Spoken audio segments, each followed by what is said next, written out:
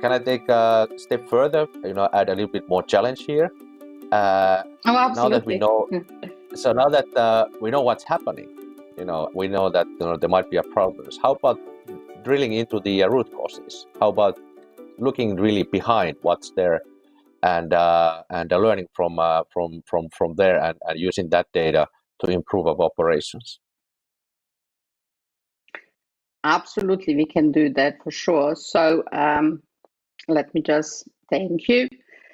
So as you said yourself, we do have an EU reporting issue at hand that we need to resolve fairly quickly. And I'm going to continue with my FluMed because that is the original product that we discovered that there might be an issue. So here I really want to troubleshoot every single operation that has been performed on the serial number. I also want to see what the latest status of that serial number is, so I can actually gain a complete oversight of what's happening. In that way, I am also going to be actually able, first of all, to see whether there is any issue, but also secondly, to very quickly see what the issue was. So what we see here is every single operation that has been performed from different partners on that given serial numbers. So we can see here that it has been aggregated and report has been sent out. It has been also commissioned. There have been some items destroyed. I believe 2,601 have been destroyed. And most importantly, also, we actually can see that there is a failure. When the EU report has been submitted, we have 10,000 items that have failed. So that is something that I definitely need to investigate. So obviously you get on one page, and I think that is something that you will not be able to see anywhere else, every single operation that has been performed within your given lot. So really important because it gives you this macro overview that you were sort of requiring when we started our conversation to actually be able to do that, to see what was actually happening. So going further down, I can then see obviously that I have 10,000 that were failed. But before I go into that, I actually want to show you just a little bit more of the features, because obviously a lot of my partners are performing certain transactions for me. So I just want to have a look how they're actually performing. So apart from having every single operation, I can go actually into the data and have a look what my partners are doing. This is my French CMO.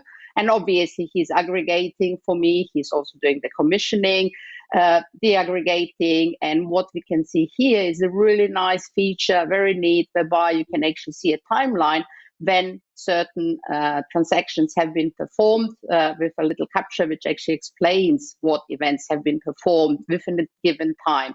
So I can see here that in June, my CMO was actually commissioning, aggregating, and product releasing the goods, and then on 2 occasions done a shipment for the same, and a disaggregation which was also happening.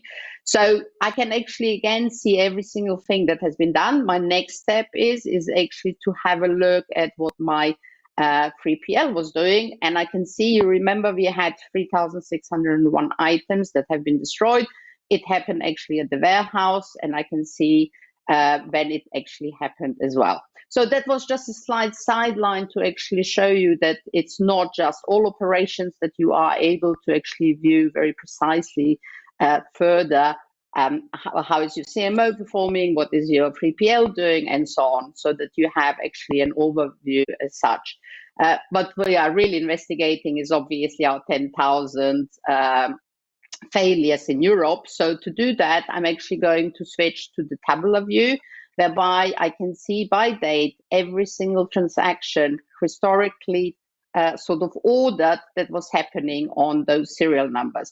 So the next thing is I actually want to do I want to apply a filter.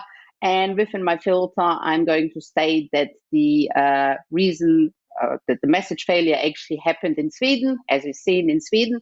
So I actually get every single serial number of this 10,000 that has failed. And more importantly, because you said, how do I actually get to the root cause of it?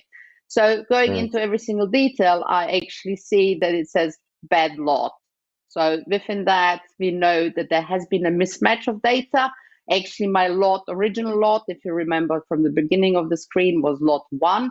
Somebody in the process of actually, when they were creating the reports for the EU, created a lot 2, which doesn't exist, and obviously it completely failed. So this is just an example. Luckily, here it is more likely that it's a human error, so it indicates it's not a systematic operational issue, but more like due to the human, clumsiness sometimes.